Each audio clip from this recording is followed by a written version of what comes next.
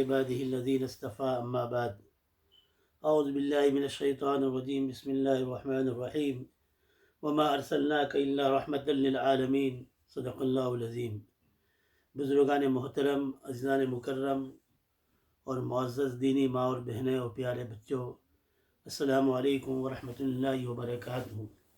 ہماری تعلیم چل رہی تھی نبی کریم صلی اللہ تعالیٰ علیہ وسلم کی سیرت مقدسہ مطہرہ کے بارے میں، اور آخر تعلیم کے اندر حضرت حسان رضی اللہ تعالیٰ کے شعر پر تھا کہ وَأَحْسَنُ مِنْكَ لَمْ تَرَ قَطُّ عَيْنِي وَأَجْمَلُ مِنْكَ لَمْ تَلِدِ النِّسَاءُ خُلِقْتُ مُبَرَّئًا كَأَنَّكَ كَمَا خُلِقْتُ تَشَاءُ، کہ اللہ تعالیٰ میری آنکھوں نے آپ جیسا حسین مکھڑا چہرہ دیکھا نہیں، اور کسی ماں نے ایسا حسین بچہ جنا نہیں۔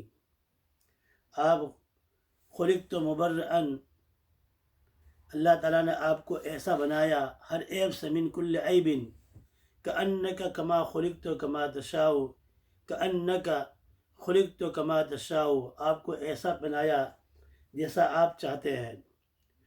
حضور اکرم صلی اللہ تعالیٰ علیہ وسلم کے بارے میں علماء نے لکھا ہے کہ حضور اکرم صلی اللہ علیہ وسلم کی عقل مبارک بھی سارے عقل مندوں سے فائق اور بہت اعلیٰ مقام پر تھی، لیکن اس کو سمجھنے کے لیے پہلے یہ سمجھے کہ عقل کسے کہتے ہیں اور عقل کا اسلام کے اندر کیا مقام ہے، ہر ایک کی عقل میں کیا فرق ہے۔ اگر یہ باتیں سمجھ میں آ گئی تو نبی کریم صلی اللہ تعالیٰ علیہ وسلم کا عقل میں کیا مقام تھا وہ بھی کچھ سمجھ میں آ جائے گا۔ تو اولاً تو یہ سمجھانا چاہتا ہوں کہ اسلام میں عقل کا کیا مقام ہے۔ تو یہ سمجھ لیجیے کہ عقل اللہ تعالیٰ کی نعمتوں میں سے بہت بڑی نعمت ہے۔ ایک حدیث میں نبی کریم صلی اللہ تعالیٰ علیہ وسلم نے فرمایا اول ما خلق اللہ العقل، اللہ تعالیٰ نے اپنی مخلوقات کے اندر سے سب سے پہلے عقل کو پیدا کیا۔ جب عقل کو پیدا کیا تو فقال له اقبل فاقبل، اللہ نے اس سے فرمایا میری طرف متوجہ ہو جاؤ، میری طرف آ جاؤ، تو وہ اللہ کی طرف آ گئی۔ ثم قال ادبر فادبر، پھر فرمایا پیچھے ہٹ جاؤ، وہ پیچھے ہٹ گئی۔ اس کے بعد اللہ تعالیٰ نے فرمایا وعزتی و جلالی، میری عزت اور جلال کی قسم، میں نے تمہیں پیدا فرمایا ہے اور تجھے بہت بڑی عزت عطا فرمائی ہے، اور تیری وجہ سے میں لوگوں کی پکڑ بھی کروں گا، اور لوگوں کو اجر اور لوگوں کو بدلہ بھی دوں گا، تیری وجہ سے عزت بھی دوں گا۔ اتحاف السعادات کے اندر یہ حدیث موجود ہے۔ نبی کریم صلی اللہ تعالیٰ علیہ وسلم ایک مرتبہ کسی غزوے سے واپس لوٹ رہے تھے۔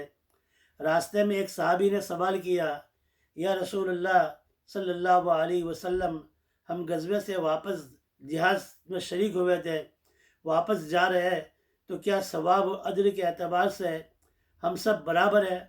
ہم سب کو برابر ثواب ملے گا یا کچھ تفاوت اور فرق ملے گا؟ رسول اللہ صلی اللہ علیہ وسلم نے فرمایا کہ اجر و ثواب کے مستحق تو سب ہیں، لیکن ہر ایک کا ثواب اس کی عقل کے مقدار کے مطابق ملے گا، کیونکہ ہر انسان کا ہر عمل اس کی عقل کے تابع ہے، اور اجر عمل کے تابع ہے، لہذا جتنی عقل ہوگی اسی اعتبار سے اس کو ثواب ملے گا۔ بات سمجھ میں آ گئی؟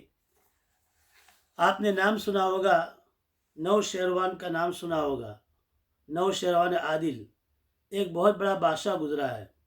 اس کا وزیر تھا ایک بوذر جمہر، بڑا عقل مند اور دانا تھا، بڑا عالم تھا۔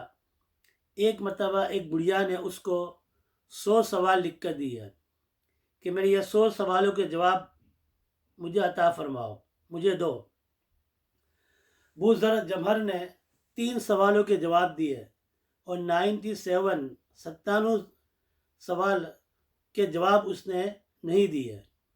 وہ بڑھیا کو بہت غصہ آیا، اس نے کہا میں نے 100 سوال لکھ کر دیے تھے، تو نے مجھے صرف 3 سوالوں کے جواب دیے اور 97 سوالوں کے جواب مجھے عطا نہیں کیے۔ تو اس نے کیا خوب جواب دیا، وہ جواب بھی لکھنے کے قابل بھی ہے، سننے کے قابل بھی ہے۔ بوذر جمر نے کہا کہ اور اس نے یہ کہا بڑھیا نے کہ تم بادشاہ کی تنخواہ جو ہے مفت میں کھاتے ہو۔ جب یہ تان اور طنز کیا تو اس نے بہت اچھا جواب دیا۔ بوذر جمر نے کہا کہ بادشاہ مجھے جو تنخواہ دیتا ہے وہ معلومات کی تنخواہ دیتا ہے، معلومات کی تنخواہ دیتا ہے، مجہولات کی نہیں۔ جو میرے پاس علم ہے اس کی تنخواہ ملتی ہے، جس چیز سے میں جاہل ہوں، جو مجھے معلوم نہیں ہے، اس کی تنخواہ نہیں ملتی ہے۔ خیر درمیان میں یہ بات آ گئی تو بات یہ کہہ رہا تھا کہ نوشروان عادل نے ایک مرتبہ بوذر جمہر سے ایک سوال کیا کہ دنیا میں اللہ تعالیٰ کی جتنی نعمتیں ہیں ان نعمتوں میں سب سے بڑی نعمت کون سی ہے، سب سے زیادہ نفع دینے والی نعمت کون سی ہے؟ تو اس نے فرمایا سب نعمتوں میں سب سے زیادہ نفع دینے والی نعمت عقل ہے۔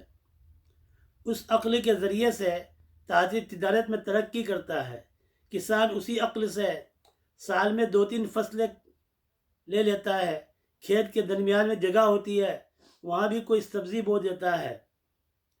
اس طرح صنعت حرفت کے جتنی بھی سب کام دنیا میں چل رہے ہیں وہ سب عقل کی وجہ سے ہے۔ تو اس لیے فرمایا کہ عقل جو ہے یہ جتنی ایجادات دنیا کے اندر ہو رہی ہے یہ انسان عقل کے ذریعے سے کر رہا ہے، تو سب سے زیادہ نفع دینے والی چیز جو ہے وہ عقل ہے۔ دنیا کی ترقیات بھی اس پر ہے اور آخرت کا کارخانہ بھی عقل ہی سے چلتا ہے، آخرت کی کھیتی بھی خوب ہوتی ہے عقل کے ذریعے سے۔ تو نوشیروان نے پھر اس کے بعد اس کا سوال کیا اگر کسی کے پاس عقل نہ ہو تو وہ کیا کرے؟ تو نوشیروان نے کہا کہ اگر عقل نہ ہو تو اس کے ساتھی اچھے ہو، اس کے دوست احباب اچھے ہو، جو وہ دوست اچھے ملیں گے اور اس کے ساتھی اچھے ہوں گے تو وہ بے وقوفانہ حرکت کرتا ہے اس پر اس کے عیوبات کو چھپا دیں گے، اس کو شور نہیں کریں گے۔ اس نے کہا، بادشاہ نے پوچھا نوشیروان نے اگر کسی کے پاس اچھے دوست بھی نہ ملے، اچھے بھائی بھی نہ ملے، اچھے ساتھی نہ ملے تو پھر وہ کیا کرے؟ تو پھر بوذر جمہر نے یہ کہا کہ اگر اس کو اچھے دوست نہ ملے تو اس کو چاہیے کہ مال کو خوب صدقات اور خیرات اور لوگوں کے نفع میں خرچ کرے، اس لیے کہ اگر مال و دولت اور عطا اور بخشش کرے گا تو عطا اور بخشش جو ہے یہ بھی انسان کے عیب کو چھپا دیتی ہے۔ بادشاہ نے پھر سوال کیا کہ اگر کسی کے پاس اچھے ساتھی بھی نہ ملے اور مال بھی نہ ہو اور وہ بے وقوف آدمی ہو، عقل اس میں کم ہو تو پھر کیا کرے؟ تو اس نے کہا کہ پھر اس کے لیے بہتر یہ ہے کہ وہ خاموش رہے، کیونکہ خاموشی بھی جو ہے آدمی کے عیب کو ڈھانک لیتی ہے۔ شیخ سعدی نے کہا تھا کہ تا مرد سکون نہ گفتہ باشد، تا مرد سکون نہ گفتہ باشد، عیب و ہنرش نہ ہفتہ باشد۔ جب آدمی جو ہے جب تک بولتا نہیں ہے تو اس کے عیب اور اس کے ہنر چھپے ہوتے ہیں، جب بولتا ہے تو اس کے ہنر اور عیب ظاہر ہو جاتے ہیں۔ ایک صاحب جو ہے شادی کر بہو کو لے کر آئے، نئی دلہن گھر میں آئی اور بہت خاموش ہے، کچھ بولتی نہیں ہے، 1 دن ہو گئے، 2 دن ہو گئے، 3 دن ہو گئے، ہفتہ ہو گیا، لیکن وہ خاموش ہے، جیسا منہ کو سی لیا، کچھ بولتی نہیں۔ تو ایک دن ساس نے کہا کہ بیٹی تو اتنے دن سے آئی ہے کچھ بولتی نہیں، کیا بات ہے؟ تو اس نے کہا میں کیا کہوں، میں یہ سوچ رہی تھی کہ اگر آپ کے شوہر یعنی میرے سسر کا انتقال ہو جائے تو تمہارا کیا ہوگا، اور میرے شوہر کا انتقال ہو جائے تو میرا کیا ہوگا؟ تو ساس نے کہا کہ بیٹی اس سے بہتر تو تیرا خاموش رہنا ہی بہتر تھا۔ تو اگر آدمی جو ہے کسی کے پاس عقل مند بھی نہیں ہو، اچھے ساتھی بھی نہ ہو، مال بھی نہ ہو، تو پھر آدمی کو چاہیے کہ خاموش رہے، خاموش رہے۔ اگر نوشیروان عادل نے پوچھا اگر وہ خاموش بھی نہ رہتا تو پھر کیا کرنا چاہیے؟ تو نوشیروان نے کہا، نوشیروان کو بوذر جمحل نے کہا کیا وہ خاموش بھی نہیں رہ سکتا ہے، عقل مند بھی نہیں ہے، اچھے ساتھی بھی نہیں ہے جو عیب کو پردہ ڈال دے، مال بھی نہیں ہے جو جود و سخا اور اللہ کے بندوں کو، اللہ کی مخلوق کو نفع پہنچانے کے لیے کام کرے، یہ بھی نہ ہو تو پھر خاموش رہے، پھر بھی خاموش نہیں رہتا ہے تو پھر بہتر ہے اس آدمی کا مر جانا بہتر ہے۔ تو یہ بہرحال یہ ابتدائی چند باتیں عقل کے بارے میں نے ذکر کی ہے، انشاءاللہ آئندہ تعلیم کے اندر اس کے بعد عقل کے بارے میں ذکر کروں گا۔ اللہ تبارک و تعالی ہمیں بھی عقل سلیم عطا فرمائے، اور اللہ تعالیٰ نے عقل دی ہے اس سے اچھے کام کرنے کی توفیق عطا فرمائے۔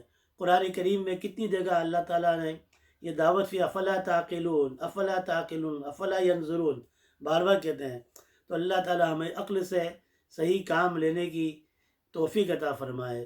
سبحان اللہ و بحمدی، سبحانک اللہم و بحمدک، نشہد ان لا الہ الا انت، نستغفرک و نتوب الیک۔